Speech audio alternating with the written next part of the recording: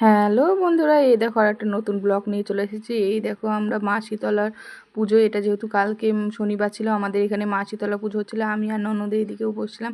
এই দেখো মা শীতলা পুজোর এইখানে সব জোগাড় হচ্ছে। আর মা শীতলাকে কেমন লাগছে তোমরা কমেন্টে জানিয়ে। এই যে ঠাকুরমশাই চলে এসেছে, এইদিকে সবারই বাটান দিয়ে গেছে। আর মা শীতলা পুজোর আসলেই জিনিস হলো ডাব আর মিছরি।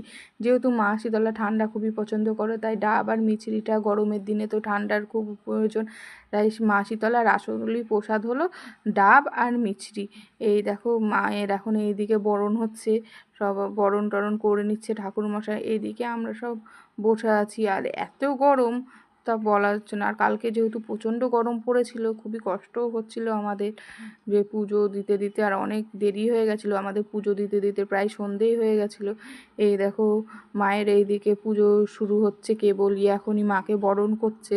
এইদিকে সবাই আমরা বসে আছি, যেহেতু বসি আমরা। এই যে সব বাটা ফাটা সবাই দিয়ে গেছে। এই দেখো দেখতে দেখতে মায়ের আরতিও শুরু হয়ে গেছে। মাকে আগে ধূপকাঠি দিয়ে আরতি করে নিল, তারপর পঞ্চপ্রদীপ দিয়েও আরতি করে নিচ্ছে। এই যে এখন সবাই আমরা আরতি দেখছি।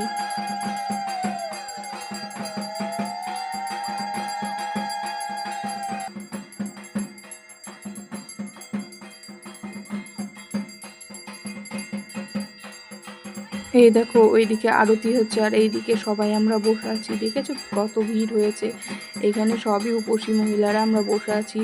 এই দেখো এত ভিড় হয়েছে। এবার এই দিকটা আমরা সব বসে আছি অঞ্জলি দেওয়ার জন্য। এই দেখো মায়ের আরতি হয়ে গেল। এই আরতির পরে আমাদেরকে সবাইকে হলুদ ফোঁটা দিয়ে গেছে কপালে। এবার মায়ের মালাও পরিয়ে দিচ্ছে। এই দেখো মাকে জবা ফুলের মালা পরিয়ে দিচ্ছে, খুব সুন্দর লাগছে মাকে জবা ফুলের মালাটা পরিয়ে। এইদিকে মায়ের বাহনকেও একটু আরো পুজো দিয়ে নিল এখানে মায়ের বাহনকেও। এই দেখো আমাদের অঞ্জলি টঞ্জলি দেওয়া হয়ে গেছে, সেইটা তোমাদের সঙ্গে শেয়ার করতে পারিনি। এইদিকে দেখো যজ্ঞ শুরু হয়ে গেছে মায়ের, এই যে যজ্ঞ হচ্ছে।